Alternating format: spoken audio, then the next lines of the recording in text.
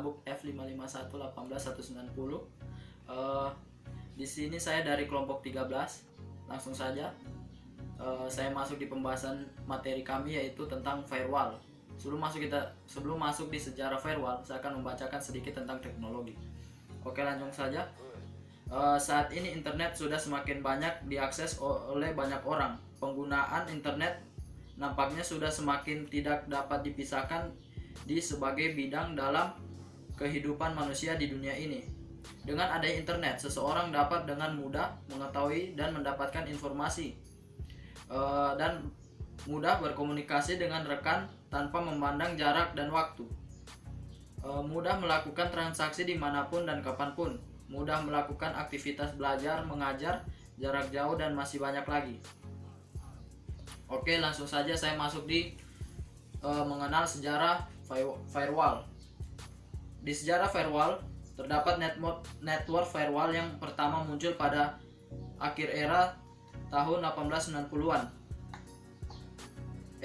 Tahun era 1980-an, yaitu berupa perangkat router yang dipakai untuk memisahkan suatu network menjadi jaringan lokal atau LAN yang lebih kecil, di mana kondisi ini penggunaan firewall hanya dimaksudkan untuk mengurangi masalah peluberan spillover dan data dari LAN keseluruhan jaringan untuk mencegah masalah semacam error pada manajemen jaringan atau aplikasi yang terlalu banyak menggunakan sumber daya meluber ke seluruh jaringan. Penggunaan firewall untuk diperlukan security firewall pertama kali digunakan pada awal dekade 1990-an berupa router IP dengan aturan filter tertentu.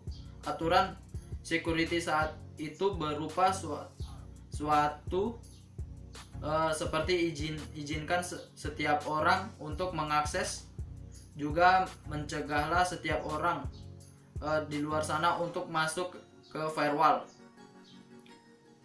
Semacam ini cukup efektif tetapi memiliki kemampuan yang terbatas. Seringkali sangat sulit untuk menggunakan aturan filter secara benar.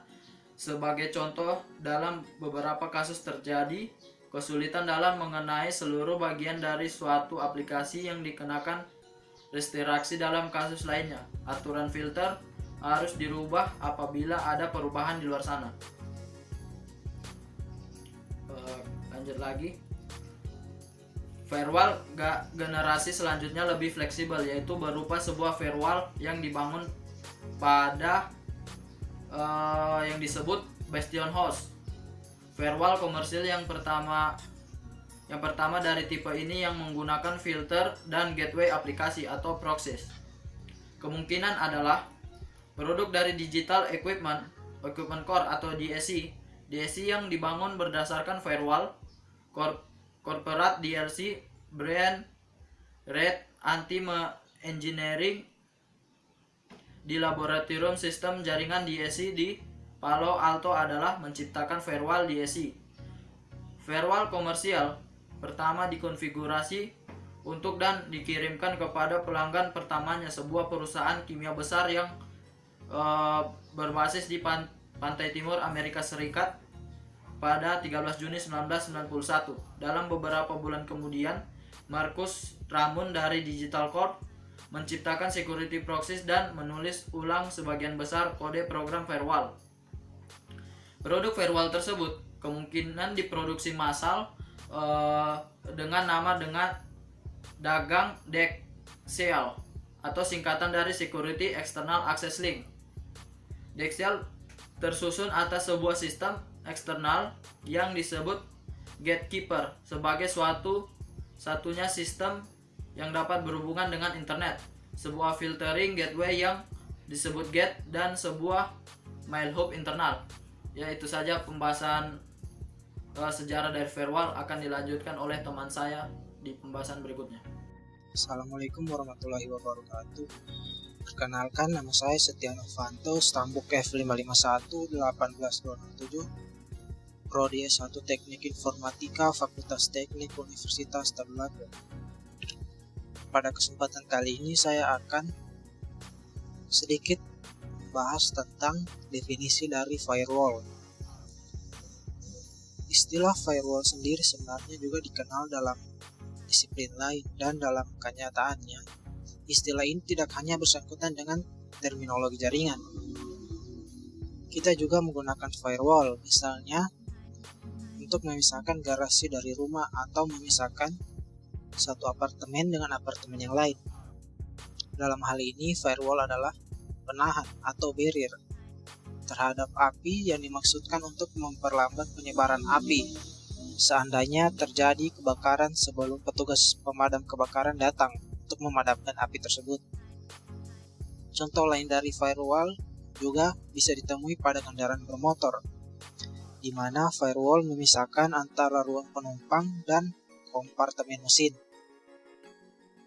Untuk firewall dalam terminologi jaringan memiliki beberapa pengertian, antara lain sebagai berikut.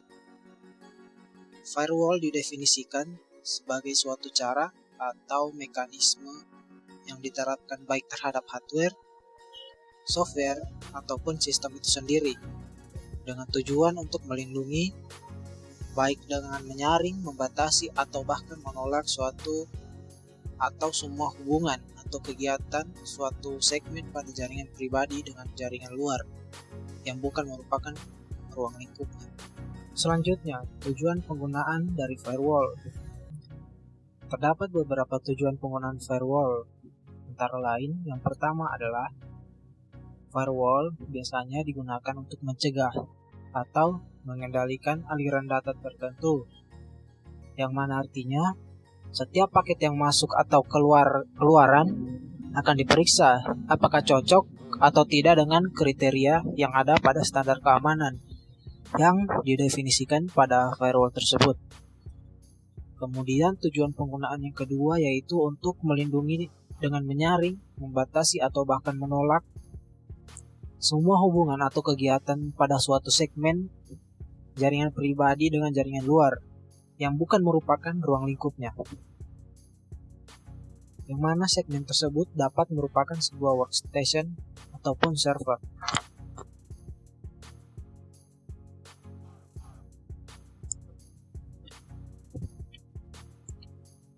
Penggunaan firewall yang ketiga yaitu firewall dapat mencegah upaya berbagai Trojan horse, virus, phishing, spyware untuk memasuki sistem yang dituju dengan cara mencegah hubungan dari luar, kecuali yang diperuntukkan bagi komputer dan port tertentu. Untuk tujuan selanjutnya yaitu firewall akan memfilter serta mengaudit trafik yang melintasi perbatasan antara jaringan luar dengan jaringan dalam. Perkenalkan, nama saya Dwi Amertatmaja Stambuk F551-18191. Di sini saya akan melanjutkan materi firewall dari kelompok 13. Poin pertama yaitu teknik-teknik yang digunakan firewall. Adapun beberapa teknik yang digunakan dalam firewall adalah sebagai berikut. Yang pertama, service control atau kendali terhadap layanan. Berdasarkan tipe-tipe layanan yang digunakan di internet dan boleh diakses baik untuk ke dalam ataupun keluar firewall. Biasanya firewall akan melacak nomor IP address dan juga nomor port yang digunakan baik pada protokol TCP dan UDP. Bahkan dilengkapi software untuk proxy yang akan menerima dan menerjemahkan permintaan akan suatu layanan sebelum mengizinkannya. Yang kedua, direction control atau kendali terhadap arah. Berdasarkan arah dari berbagai permintaan atau request terhadap layanan yang akan dikendalikan dan diizinkan melewati firewall. Yang ketiga, user control atau kendali terhadap penggunaan. Berdasarkan penggunaan user untuk dapat menjalankan suatu layanan, artinya pada user dapat dan ada yang tidak dapat menjalankan suatu service. Yang keempat, behavior control atau kendali terhadap pelakuan. Berdasarkan seberapa banyak layanan itu telah digunakan. Misalnya firewall dapat memfilter email untuk mengulangi mencegah spam. Assalamualaikum warahmatullahi wabarakatuh. Kenalkan, nama saya Adam Supendi, Istanbul F551 18151. Saya dari kelas A. Di sini saya akan menjelaskan tentang SCARNET Subnet arsitektur. Arsitektur SCARNET Subnet menambahkan sebuah layar menggunakan tambahan yang arsitektur SCARNET host, yaitu dengan menambahkan sebuah jaringan perimeter yang lebih mengisolasi jaringan internal dari jaringan internet. Jaringan perimeter mengisolasi bagian host sehingga tidak langsung terhubung ke jaringan internal. Arsitektur SCARNET Subnet yang paling sederhana memiliki dua buah SCARNET routing yang masing-masing tabung ke jaringan perimeter. Router pertama terletak di antara jaringan perimeter dan jaringan internal, dan router kedua terletak di antara jaringan perimeter dan jaringan eksternal atau biasanya internal. Sini saya juga akan menjelaskan tipe firewall. Ada beberapa tipe dari firewall yang ada, yaitu 1. Packet filtering router. Firewall jenis ini memiliki filter paket data berdasarkan alamat dan pilihan yang sudah ditentukan terhadap paket tersebut. Ia bekerja dalam level Internet Protocol atau IP. Paket data membuat keputusan mengenai tindakan selanjutnya atau diteruskan atau tidak diteruskan berdasarkan kondisi dari paket tersebut. Static filtering, jenis filtering yang diimplementasikan pada kebanyakan router, di mana modifikasi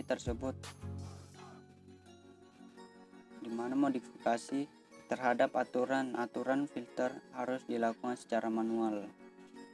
2. Dynamic filtering, apabila proses-proses tersebut diisi luar jaringan dapat merubah aturan filler secara dinamis berdasarkan event-event tertentu yang diobservasi oleh router. Sebagai contoh, paket FTP dari sisi luar dapat diizinkan apabila seorang dari sisi dalam merequest sesi FTP. 3. Stateful inspection dikembangkan berdasarkan teknologi yang sama dengan dynamic filtering dengan tambahan fungsi eksaminasi secara bertingkat berdasarkan muatan yang terkandung dalam IP. Adapun serangan yang dapat terjadi pada firewall dengan tipe ini adalah 1. IP address spoofing. Intruder atau penyusup dari luar dapat melakukan hal ini dengan cara menyertakan atau menggunakan IP address jaringan lokal yang telah diizinkan untuk melalui firewall. Short routing attack. Tipe ini tidak menganalisis informasi routing sumber IP sehingga mungkin untuk bypass firewall. Tiny fragment attack. Intruder membagi IP ke dalam bagian-bagian atau fragmen yang lebih kecil dan memaksa terbaginya informasi mengenai TCP header. Serangan jenis ini didesain untuk menipu atau menyaring yang bergantung kepada informasi dari TCP header. Penyerang terhadap hanya bagian. Penyerang berharap hanya bagian atau fragmen pertama saja yang akan diperiksa dan sisanya akan lewat dengan bebas. Hal ini dapat ditanggulangi dengan cara menolak semua paket dengan protokol TCP dan memiliki offset sama dengan 1 pada IP fragmen atau bagian IP. Dan materi selanjutnya akan dijelaskan oleh teman saya, yaitu Firman Hanta Sanjaya. Baik, itu saja yang bisa saya jelaskan. Assalamualaikum warahmatullahi wabarakatuh. Jadi yang pertama, Circuit Gateway Firewall. Jenis ini beroperasi pada layer atau lapisan transport pada network, di mana koneksi juga otorisasi berdasarkan alamat, sebagaimana halnya packing filtering. Circuit gateway biasanya tidak dapat memonitor trafik data yang mengalir antara satu network dengan network yang lainnya, tetapi ia mencegah koneksi langsung antara network. Cara kerjanya adalah gateway akan mengatur kedua hubungan TCP tersebut. Satu antara dirinya dengan TCP pada pengguna lokal atau inner host, serta satu lagi antara dirinya dengan TCP pengguna luar, outside host. Saat dua buah hubungan terlaksana, gateway akan menyalurkan TCP segmen dari satu hubungan ke lainnya tanpa memeriksa isinya. Fungsi pengamanannya terletak pada penentuan hubungan mana yang diizinkan. Penggunaan tipe ini biasanya dikarenakan admin percaya dengan pengguna internal atau internal user. Application gateway. Firewall tipe ini juga disebut sebagai firewall berbasis proxy.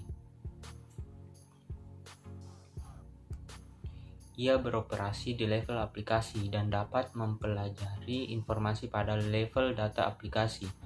Yang dimaksudkan di sini adalah isi atau konten dari paket data, karena proxy pada dasarnya tidak beroperasi pada paket data. Lalu, hybrid firewall. Firewall jenis ini menggunakan elemen-elemen dari satu atau lebih tipe firewall. Hybrid firewall sebenarnya bukan sesuatu yang baru.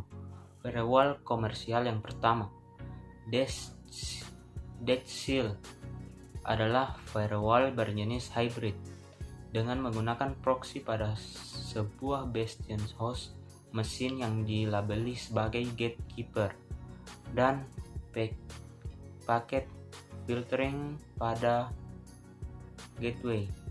Sistem hybrid seringkali digunakan untuk menambahkan layanan baru secara cepat pada sistem firewall yang sudah tersedia. Berdasarkan penjelasan yang sudah disampaikan, dapat diambil beberapa kesimpulan, yaitu keberadaan suatu firewall dapat sangat penting digunakan dalam suatu jaringan yang terkoneksi langsung ke internet, atau yang lebih dikenal dengan jaringan publik yang dapat diakses oleh siapapun dan dimanapun. Sehingga peran firewall di sana sangat berguna karena sebagai pembatas yang mengatur dan mengendalikan akses yang dilakukan untuk mengurangi dan mencegah ancaman-ancaman dari internet yang masuk ke jaringan lokal. Dan sekian dari kelompok kami. Terima kasih.